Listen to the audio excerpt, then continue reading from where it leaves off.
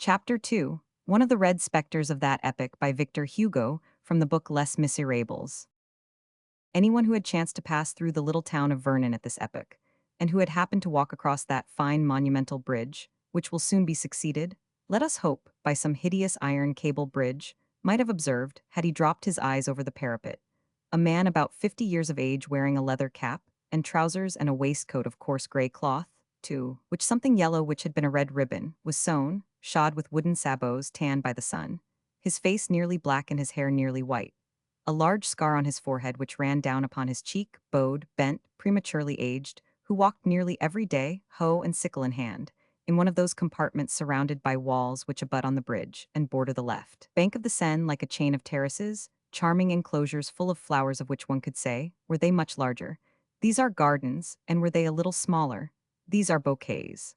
All these enclosures abut upon the river at one end and on a house at the other. The man in the waistcoat and the wooden shoes of whom we have just spoken inhabited the smallest of these enclosures, and the most humble of these houses, about 1817. He lived there alone and solitary, silently and poorly, with a woman who was neither young nor old, neither homely nor pretty, neither a peasant nor a bourgeoise, who served him.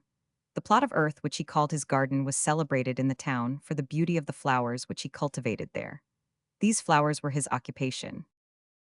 By dint of labor, of perseverance, of attention, and of buckets of water, he had succeeded in creating after the Creator, and he had invented certain tulips and certain dahlias which seemed to have been forgotten by nature.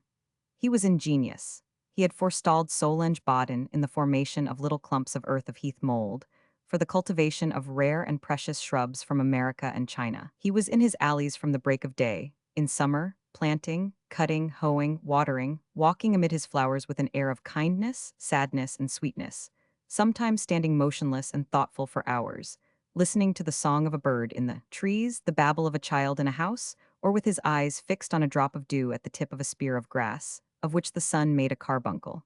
His table was very plain, and he drank more milk than wine. A child could make him give way, and his servant scolded him. He was so timid that he seemed shy. He rarely went out, and he saw no one but the poor people who tapped at his pane and his curé, the Abbé Mabeuf, a good old man. Nevertheless, if the inhabitants of the town, or strangers, or any chance comers, curious to see his tulips, rang at his little cottage, he opened his door with a smile. He was the brigand of the Loire. Anyone who had, at the same time, read military memoirs, biographies, the Moniteur, and the bulletins of the Grand Army, would have been struck by a name which occurs there with tolerable frequency, the name of Georges Pontmercy. When very young, this Georges Pontmercy had been a soldier in Saintonge's regiment. The revolution broke out. Saintonge's regiment formed a part of the Army of the Rhine. For the old regiments of the monarchy preserved their names of provinces even after the fall of the monarchy, and were only divided into brigades in 1794. Pontmercy fought at Speyer, at Worms, at Neustadt, at Turkheim, at Alzey, at Mayence, where he was one of the 200 who formed Houchard's rearguard. It was the 12th to hold its ground against the corps of the Prince of Hesse, behind the old rampart of Andernach, and only rejoined the main body of the army when the enemy's cannon had opened a breach from the court of the parapet to the foot of the glacis. He was under Kleber at Marchiennes and at the Battle of Montpalissel, where a ball from a Biscayan broke his arm. Then he passed to the frontier of Italy, and was one of the 30 grenadiers who defended the col de Tende with Joubert. Joubert was appointed its adjutant general, and Pontmercy sub-lieutenant. Pontmercy was by Berthier's side in the midst of the grapeshot of that day at Lodi, which caused Bonaparte to say, "Berthier has been cannoneer, cavalier, and grenadier." He beheld his old general, Joubert, fall at Novi, at the moment when, with uplifted saber, he was shouting, "Forward!"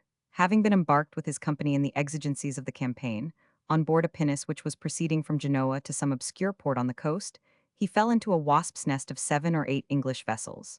The Genoese commander wanted to throw his cannon into the sea, to hide the soldiers between decks, and to slip along in the dark as a merchant vessel.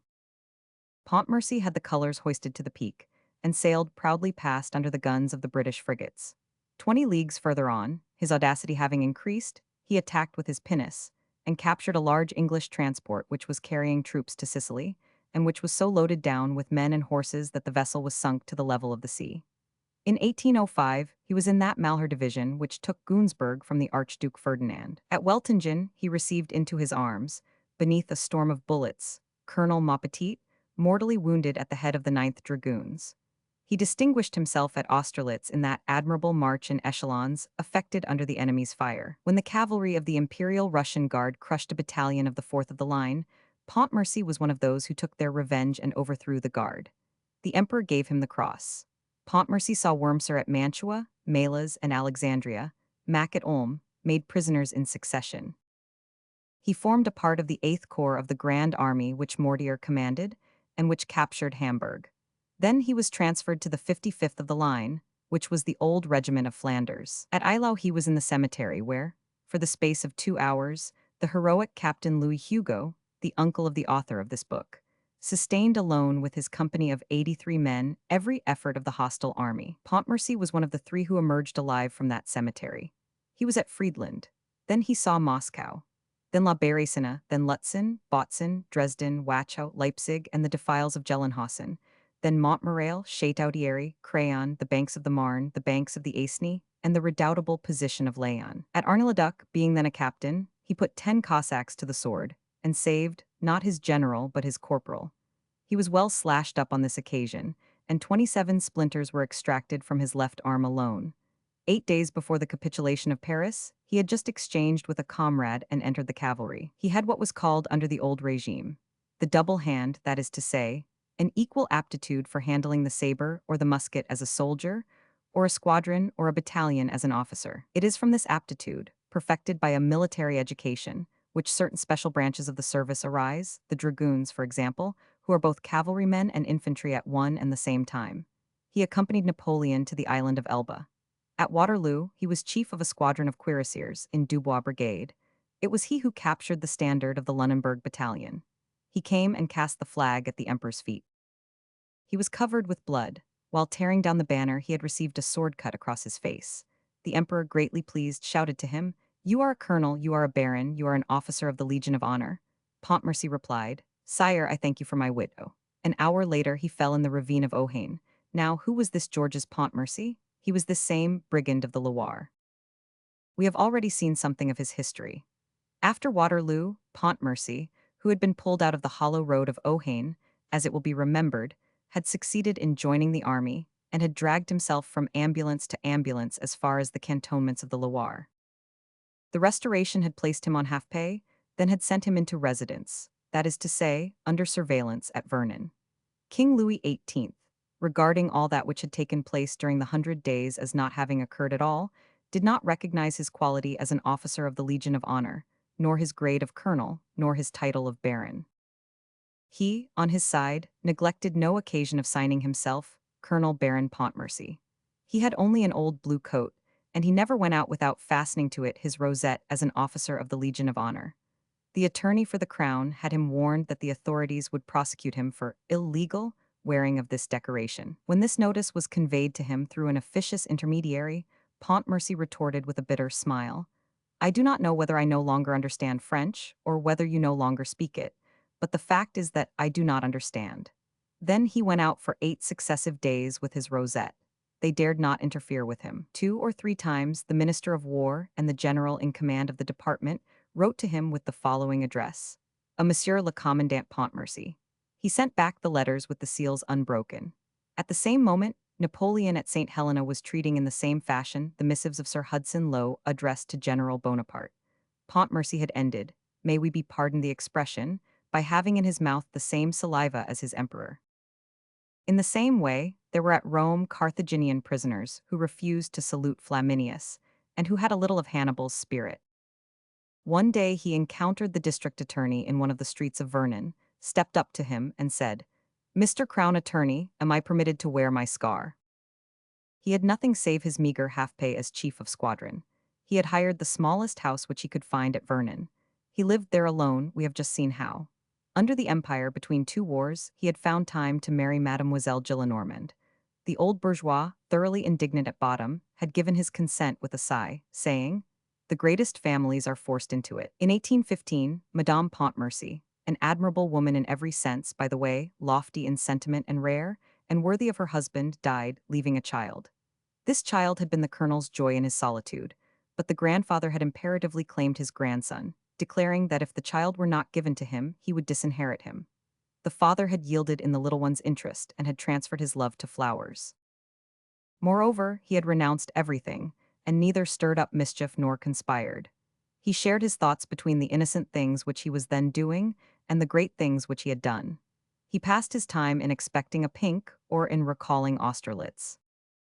M. Gillenormand kept up no relations with his son-in-law. The colonel was a bandit to him. M. Gillenormand never mentioned the colonel, except when he occasionally made mocking allusions to his baronship. It had been expressly agreed that Pontmercy should never attempt to see his son nor to speak to him, under penalty of having the latter handed over to him disowned and disinherited. For the Gillenormands, Pontmercy was a man afflicted with the plague. They intended to bring up the child in their own way. Perhaps the colonel was wrong to accept these conditions, but he submitted to them, thinking that he was doing right and sacrificing no one but himself. The inheritance of Father Gillenormand did not amount to much, but the inheritance of Mademoiselle Gillenormand the elder was considerable. This aunt, who had remained unmarried, was very rich on the maternal side, and her sister's son was her natural heir. The boy, whose name was Marius, knew that he had a father but nothing more. No one opened his mouth to him about it. Nevertheless, in the society into which his grandfather took him, whispers, innuendos, and winks had eventually enlightened the little boy's mind. He had finally understood something of the case, and as he naturally took in the ideas and opinions which were, so to speak, the air he breathed by a sort of infiltration and slow penetration, he gradually came to think of his father only with shame and with a pain at his heart. While he was growing up in this fashion, the colonel slipped away every 2 or 3 months, came to Paris on the sly, like a criminal breaking his ban, and went and posted himself at St. Sulpice, at the hour when Aunt Gillenormand led Marius to the mass. There, trembling lest the aunt should turn round, concealed behind a pillar, motionless, not daring to breathe, he gazed at his child. The scarred veteran was afraid of that old spinster. From this had arisen his connection with the curé of Vernon, M. l'Abbé Mabeuf. That worthy priest was the brother of a warden of St. Sulpice, who had often observed this man gazing at his child, and the scar on his cheek, and the large tears in his eyes. That man, who had so manly an air, yet who was weeping like a woman, had struck the warden. That face had clung to his mind. One day, having gone to Vernon to see his brother, he had encountered Colonel Pontmercy on the bridge, and had recognized the man of St. Sulpice.